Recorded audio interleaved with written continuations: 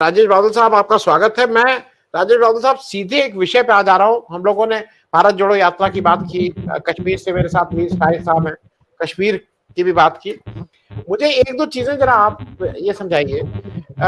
चंद्रशेखर जी की एक भारत यात्रा हुई थी, हम सब लोग देखे थे, लेकिन वो थोड़ा अवेयरनेस था। चंद्रशेखर जी कुछ बातें कहना बताना चाहते थे। उससे पहले एक दांडी मार्च को कहा जाता है, लेकिन वो सत्याग्रह था, आंदोलन था। राहुल गांधी जो भारत जोड़ो यात्रा की, वो बार बार कह रहे थे कि मैं इस हिंदुस्तान को समझने के लिए, लोगों को समझने के लिए और अपने मोहब्बत का संदेश देने के लिए, इस दो थीम के साथ वो चले थे।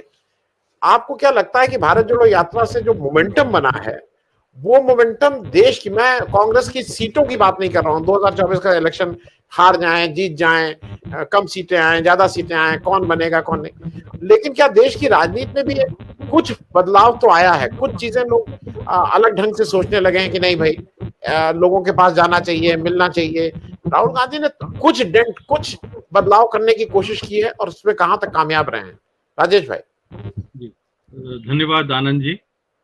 देखिए, हमने तो ये देखा है कि आजादी के बाद जब जब भी ये यात्राएं हुई हैं इस तरह की, जिनके पीछे कोई बहुत राजनीतिक स्वार्थ नहीं था, जैसे कि आपने खुद ही कहा कि राहुल गांधी की यात्रा गैर राजनीतिक थी, तो जो यात्राएं ऐसी हुई हैं जिनके पीछे कोई निहित स्वार्थ नहीं था, उनके बड़े सकारात्मक नतीजे आए हैं। एक यात्रा का तो आपने जिक्र कर ही दिया, चंद्रशेखर जी का, और मैं खुद उसमें 27-28 किलोमीटर उनके साथ पैदल चला था चंद्रशेखर जी की यात्रा में, इंदौर के पास। तो हम लोग कई दिन तक, मतलब मेरा ख्याल है 4 दिन या 5 दिन हम साथ रहे थे। और तब मुझे जो लगा था कि चंद्रशेखर जी के मन में जो उस बदलते हुए हिंदुस्तान को लेकर जो चीजें हो रही थी, उन सब को लेकर एक खिन्न थे वो। लेकिन वो चाहते थे कि अपने रचनात्मक कार्यक्रमों के जरिए, अपनी यात्राओं के जरिए समाज में समरसता का भाव पैदा करें और उसको एक अंजाम तक पहुंचाएं, और वो वास्तव में उस यात्रा में उन्होंने काफी हद तक हासिल भी किया था। एक यात्रा आपको और याद होगी आनंद जी, उसको भी मैंने कवर किया था, जब पंजाब घनघोर आतंकवाद के दौर से गुजर रहा था और वहां बड़ी स्थिति खराब थी। तब सुनील दत्त जी ने बंबई से अमृतसर की एक पदयात्रा की थी, और उस यात्रा में भी उनके साथ में कुछ दिन रहा था। उस यात्रा का बड़ा सकारात्मक नतीजा निकला था, और ये हुआ था कि समाज को जोड़ने की दिशा में जो काम हुआ था, वो वास्तव में उसके बाद तो हमने देखा कि आतंकवाद धीरे धीरे कमजोर ही पड़ा। और लेकिन सुनील दत्त को आप हमेशा इस बात के लिए याद करेंगे कि उन्होंने समाज के अंदर एक आपस में सद्भाव और एक प्रेम के लिए उन्होंने पहली यात्रा उस तरह से निकाली थी, जिसका दोहराव मैं देखता हूं कि जब आपने राहुल गांधी का जिक्र किया, 3570 किलोमीटर की जो यात्रा थी उनकी, हमने ये पाया कि राहुल को, अच्छा आप अगर ऐसे देखेंगे कि राहुल को जरूरत क्यों पड़ी, राहुल वैसे भी यात्राएं कर सकते थे देश को समझने के लिए, जैसे कभी भी कहीं भी जा सकते थे, लेकिन उनको शायद ये लगा, जो मैं महसूस कर सकता हूं, कि वास्तव में देश इस समय एक ऐसे नाजुक और संक्रमण काल से गुजर रहा है जब इसको यहाँ पे आपस में सांप्रदायिक सद्भाव में कमी हो रही है, नफरतों के बीज बोए जा रहे हैं, संप्रदायों के बीच में अविश्वास और संदेह की खाई चौड़ी और गहरी होती जा रही है। तो ये जो एक, जैसे वो बार बार उनका एक जुमला बड़ा प्रचलित हुआ कि मैं तो मोहब्बत की दुकान खोलने के लिए चला हूं नफरतों की बाजार में। जी, तो अब ये जो तीर है, ये जो मुझे लगता है कि राहुल गांधी का प्रयास है, अब उसके नतीजे थोड़े थोड़े सामने आने लगे हैं। और सामने इसलिए आने लगे हैं कि अब हमने ये पाया है कि जिस तरह से करीब करीब कुछ महीने पहले तक जिस तरह से अन्य समुदायों पर आक्रमण हो रहे थे, अगर मणिपुर को छोड़ दें तो मणिपुर एक ऐसा अपवाद है, और मणिपुर एक ऐसा, हमारे भारत के माथे पर एक ऐसा कलंक है जिसका दाग बहुत आसानी से नहीं मिटेगा। 1-2-2.5 महीने के भीतर 300 चर्च का जलाया जाना कोई बहुत छोटी मोटी घटना नहीं है आनंद जी।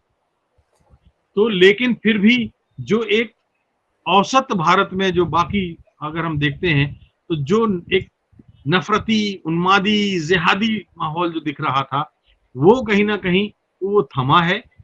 हो सकता है कि राहुल गांधी की यात्रा का असर हो, हो सकता है कि चुनाव सिर पर है और भारतीय जनता पार्टी को लगता हो कि वो अब इस जो दुकान उसने खोली है उसके दुकान के सहारे तो उसका बंटाढार हो जाएगा।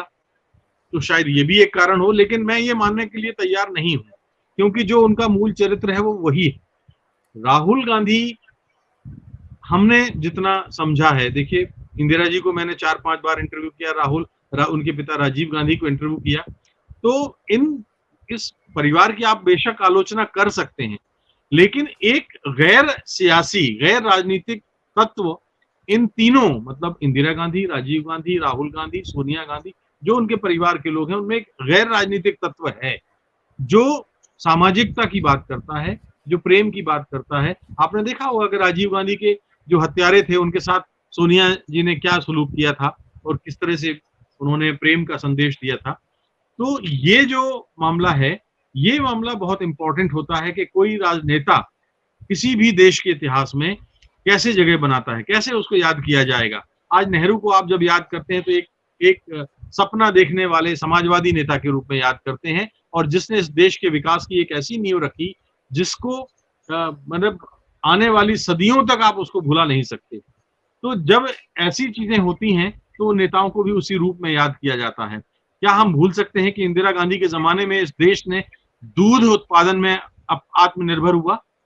क्या हम ये भूल सकते हैं कि इंदिरा गांधी के आने के जमाने में हमने हरित क्रांति देखी, हमने गेहूं के उत्पादन में आत्मनिर्भरता हासिल की, हम बाहर के अनाजों पर निर्भर करते थे, बाहर के दूध पर निर्भर करते थे। तो ये जो एक गैर राजनीतिक काम है, राजीव गांधी ने जिस तरह से युवकों को जोड़ा और कंप्यूटर और इंटरनेट और सैटेलाइट की दुनिया में कदम रखा, तो ये राहुल ने जो काम किया है, ये वो काम है जो भारत की आत्मा, भारत की देह को जोड़ने का काम है।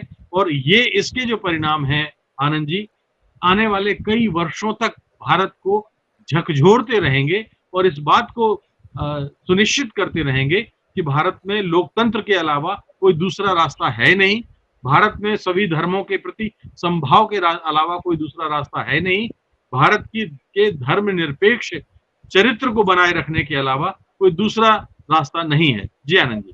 जी, मैं राजेश भाई आपसे एक चीज इसलिए पूछना चाह रहा हूं, जो ये राहुल गांधी चले थे, ये कोई फिजिकल स्ट्रेंथ सिर्फ नहीं थी, क्योंकि जैसे लोगों को लगता है ना ये कोई कि आपके पास शारीरिक शक्ति हो तो आप चल लेने, मुझे ऐसा लगता है मेंटल स्ट्रेंथ कह लीजिए, या अगर कोई आदमी आत्मिक, मतलब उसका अगर आत्मिक रूप से बहुत ज्यादा उसमें ताकत नहीं होगी, नहीं चल सकता है, उसके लिए कमिटमेंट चाहिए, संवेदना चाहिए, इसके बिना नहीं चल पाएगा।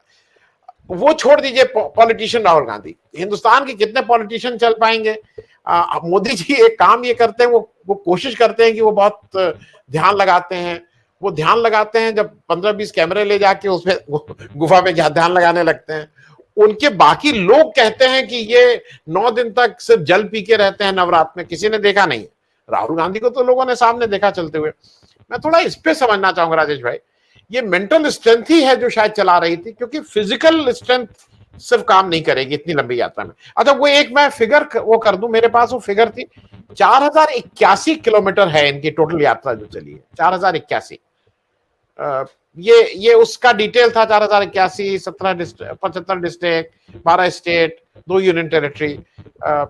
लेकिन जो बात मूल थी वो यही कि ये मेंटल स्ट्रेंथ आपको लगता है कहीं, कमिटमेंट, संवेदना, राजेश भाई? देखिए आनंद जी, ये बात तो बिल्कुल सच है कि जब तक आपकी जो मानसिक ऊर्जा है, मानसिक क्षमता है, जो आप उसकी जो संकल्प शक्ति है, अगर वो मजबूत नहीं होगी, जो कि शरीर को चलाती है, तब तक आप कोई भी इस तरह का जो अभियान है वो छेड़ नहीं सकते। हम कह सकते हैं कि राहुल गांधी फिजिकली फिट तो थे ही और वो अपनी फिटनेस पर काफी ध्यान देते हैं, लेकिन शरीर को कमांड और कंट्रोल करता है आपका मन, आपकी आत्मा, आपका दिमाग। तो वो मानसिक मजबूती उनके पास है।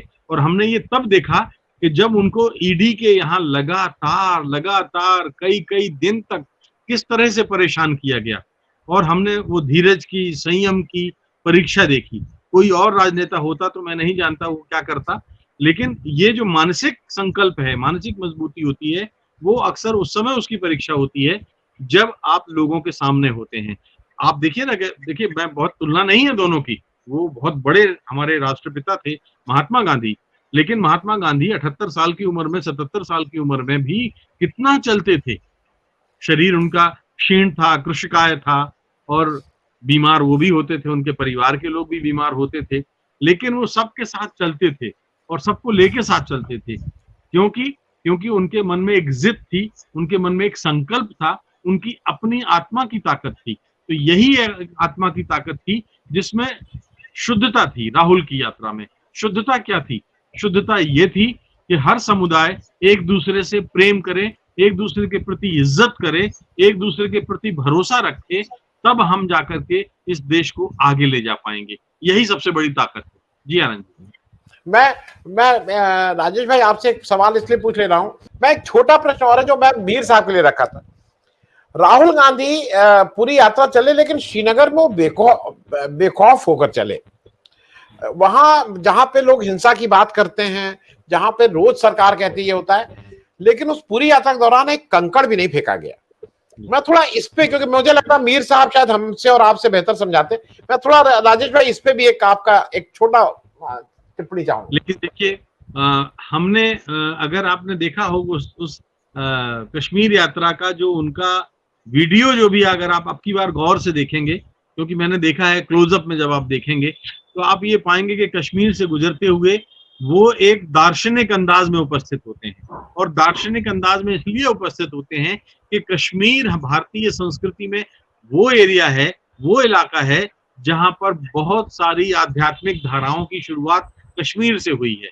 और दूसरा कारण यह है कि चूंकि राहुल गांधी के पूर्वज कश्मीर से आए थे, तो जब मैं अपने गांव की मिट्टी में के साथ जाऊंगा, मैं अपने गांव की मिट्टी की खुशबू को महसूस करूंगा, तो निश्चित रूप से मेरी जो ताकत है, मेरी जो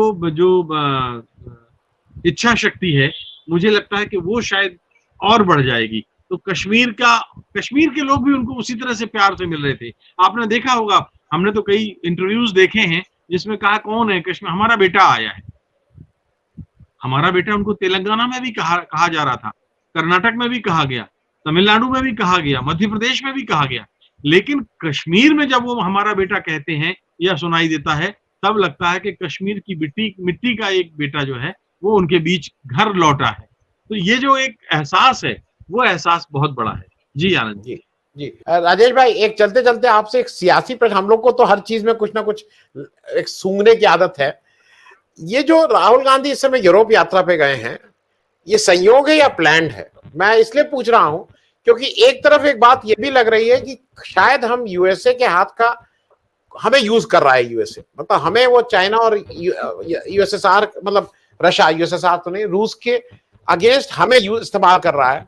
आपको इस समय राहुल गांधी का यूरोप जाना, और जरूर वहां कुछ बोलेंगे, कुछ प्रेस से मिलेंगे, ये संयोग है या प्लान्ड है? आपको क्या लगता है? देखिए, एक बात है, इस भारत जोड़ो यात्रा के बाद से आप ये पाएंगे कि राहुल का कद अंतर्राष्ट्रीय स्तर पर अचानक बहुत ऊंचा हो गया है। और एक तरफ जब हम ये सुनते हैं कि जहां तथ्यों में गलतियां हैं, जहां राजनीतिक प्रतिद्वंदियों के खिलाफ निंदा अभियान हमने प्रधानमंत्री जी का देखा है अंतर्राष्ट्रीय मंचों पर, तो जो राहुल का जो भी स्पीच है, हमने ये पाया है कि वो एक ठोस जानकारियों के आधार पर है। और यूरोप की आप देखिए, जब मोदी जी बिना बुलाए पाकिस्तान चले जाते हैं, डॉक्टर मनमोहन सिंह 10 साल पाकिस्तान नहीं गए, और इन्होंने शपथ ली और उसके कुछ समय के बाद ही पाकिस्तान चले गए। ना पाकिस्तान से न्योता था, ना वहां से कोई आग्रह था, लेकिन आप चले गए। तो कुछ यात्राएं ऐसी होती हैं जो हमेशा अपने पीछे सवाल छोड़ जाती हैं, लेकिन कुछ यात्राएं ऐसी होती हैं जो देश की छवि को मजबूत करती हैं। मुझे लगता है कि राहुल अब सच्चे अर्थों में अंतर्राष्ट्रीय बिरादरी के सामने भारत के एम्बेसडर हैं, राजदूत बनकर उभरे हैं, क्योंकि उस राहुल की जानकारियां जो हैं उनको किसी ने आज तक चैलेंज नहीं किया। जबकि अंतर्राष्ट्रीय मंचों, आप बताइए, अमेरिका का आपने उदाहरण दिया, भारत एक गुटनिरपेक्ष देश रहा है, भारत की छवि बहुत अच्छी रही है, किसी दूसरे देश के चुनाव अभियान में हम कहीं मदद नहीं, किसी को हम पार्टी नहीं बनते। लेकिन जब हमने देखा कि डोनाल्ड ट्रंप आए तो हमने अब की बार ट्रंप सरकार और जाकर के मोदी जी जो है वहां अमेरिका में कैंपेन करके आए। एक देश की विदेश नीति यूं ही तैयार नहीं होती आनंद जी, रातों रात। देश की विदेश नीति को आप ताक में रख करके आप डोनाल्ड ट्रंप का कैंपेन कर रहे हैं, जिसको सजा सुना दी गई है, आप उसको आप गुजरात बुलाते हैं। तो ये जो चीज है कि एक व्यक्ति क्या हरकत करता है, एक व्यक्ति दूसरा व्यक्ति जो है उसके मुकाबिल जो है वो क्या बात करता है, ये बातें भारत का 140 करोड़ मतदाता अब समझने लगे। जी जी।